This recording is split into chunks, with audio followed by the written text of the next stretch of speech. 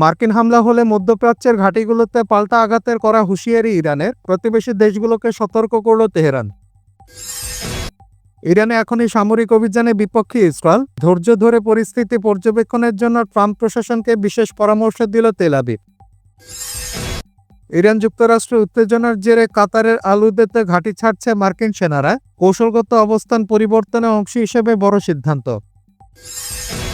ইরানে বড় ধরনের সামরিক হামলা চালানো ট্রাম্পের জন্য সহজ হবে না, যুদ্ধের ভয়াবহ ঝুঁকি নিয়ে সতর্কবার্তা দিলেন বিশ্লেষকরা। গভীর ঋণ সংকটে মিশর সরকার, পাওনা মেটাতে সেনাবাহিনীর কাছে ডলার সহায়তা চাইলেও তা সরাসরি প্রত্যাখ্যান করল সশস্ত্র বাহিনী। থাই সেনাদের সীমান্ত দখলের অভিযোগে ভেস্তে যেতে পারে কম্বোডিয়ার সাথে হওয়া যুদ্ধবিরতি চুক্তি, ভিটেমাটিহীন 4,000 পরিবার।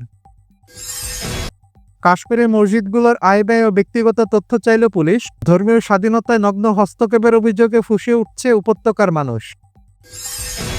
এবং টানা 40 বছর ক্ষমতায় থাকা মুসেভিনির দেশে নির্বাচনের আগে ইন্টারনেট বন্ধ, উগান্ডায় বিরোধী দমনে কঠোর অবস্থানে প্রশাসন।